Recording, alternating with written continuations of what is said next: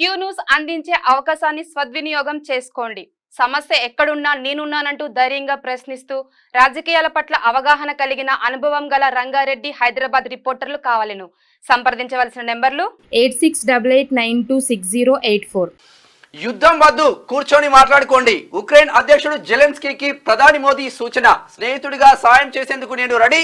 యుద్ధం విషయంలో మేము తటస్థంగా లేం, శాంతి వైపే దృఢంగా నిలబడినాం. ఉక్రెయిన్ లో పర్యటించిన ప్రధాని జెలెన్స్కీని ఆప్యాయంగా ఆలింగనం చేసుకున్న మోదీ, ఒక ఫ్రెండ్ మాదిరి రష్యా ఉక్రెయిన్ మధ్య శాంతిని స్థాపించేందుకు నేను సిద్ధంగా ఉన్నా. మనం సమయాన్ని వృధా చేయకుండా ఆ దిశలో పయనించాలంటున్నారు భారతదేశ ప్రధాని నరేంద్ర మోదీ. శాంతి స్థాపనకు నేను సిద్ధంగా ఉన్నా. తర్వాత ఇక్కడ ఏది రష్యా కానీ తర్వాత ఉక్రెయిన్ కానీ అంటే జెలెన్స్కీ అటు పుతిన్ ఇద్దరు కూడా సామరస్యంగా మాట్లాడుకుని ఒక పరిష్కార మార్గాన్ని చూడాలి. కానీ నీ మీద నేను బాంబులు వేస్తాను, నా మీద నువ్వు బాంబులై ఇట్లా బాంబులు వేసుకుంటూ పోతే ప్రజలందరూ కూడా చచ్చిపోతారు. అట్లా మంచిది కాదు.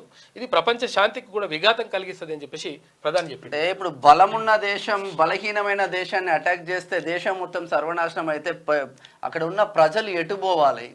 అయితే విషయం ఏంటంటే ఇక్కడ రెండు ఉంటాయి అనమాట. అసలు యాక్చువల్గా ప్రపంచ యుద్ధాలు జరిగినప్పుడు కూడా ఒక సామ్యవాద భావజాలం ఉన్నటువంటి దేశాలు ఒకవైపు, తర్వాత ఇది పెట్టుబడిదారి భావజాలం ఉన్నటువంటి దేశాలు ఇంకోవైపు.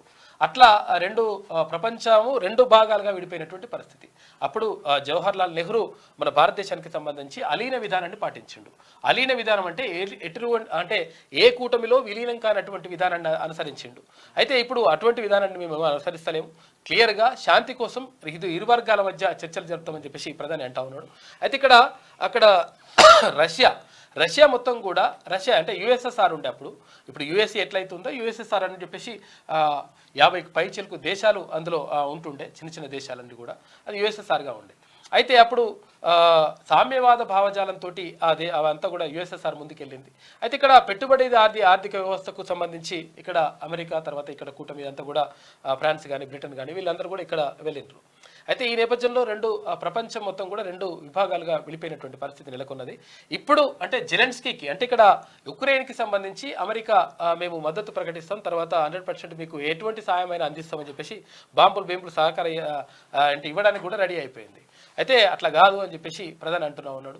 తర్వాత అక్కడ రష్యా కూడా రెడీ చేసుకుంది. రష్యా కూడా ఉక్రెయిన్ మీద దాడి, తర్వాత ఉక్రెయిన్ రష్యా మీద దాడి, ఇట్లంతా కూడా జరుగుతుంది. ఉక్రెయిన్ అయితే సర్వనాశనం అయిపోయింది. చిన్న దేశం అది. అసలు యాక్చువల్గా ఈ అమెరికా అండా చూసుకొని ఉక్రెయిన్ మొత్తం మీద నేను అట్లా చేస్తా ఇట్లా చేస్తా అంటే అది అక్కడ రష్యా చాలా పెద్ద దేశం, తర్వాత బలమైనటువంటి దేశం. భారతదేశానికి స్వాతంత్రం వచ్చినప్పటి నుంచి, స్వాతంత్రం రాక పూర్వం నుంచి కూడా భారతదేశానికి పూర్తి సహాయ సహకారాలు ఎలాంటి ఆంక్షలు లేకుండా అందించినటువంటి దేశం ఏదైనా ఉంది అంటే అది రష్యా. కాబట్టి రష్యా మనకు స్నేహపూర్వకమైనటువంటి దేశంగా గతం నుంచి ఉంది. అయితే అమెరికా కూడా ఇప్పుడు అంటే అమెరికాతో కూడా సత్సంబంధాలు కొనసాగుతూ ఉన్నాయి. ఎందుకంటే ప్రపంచంలో ఒక అంటే బలమైనటువంటి ఆర్థిక వ్యవస్థగా, తర్వాత బలమైనటువంటి మానవ వనరులు అంటే ఎక్కువ జనాభా మన దగ్గర ఉన్నది కాబట్టి మానవ వనరులు ఉన్నటువంటి దేశంగా భారతదేశం ముందుకెళ్తా ఉంది. కాబట్టి ఇక్కడ అమెరికా కూడా ఇప్పుడు స్నేహపూర్వకమైనటువంటి సంబంధాలు కొనసాగిస్తూ ఉంది. ఈ నేపథ్యంలో ఇక్కడ శాంతి నెలకొనాలి. తర్వాత ఇక్కడ యుద్ధం అనేటువంటిది ఎప్పుడు కూడా పరిష్కారం కాదు. అందుకే పోరు నష్టం పొందు లాభం అంటారు. అంటే పోరు అంటే యుద్ధం అన్నట్టు, యుద్ధం అనేటువంటిది నష్టమే చేస్తుంది ఎప్పుడైనా. లైక్ చేయండి,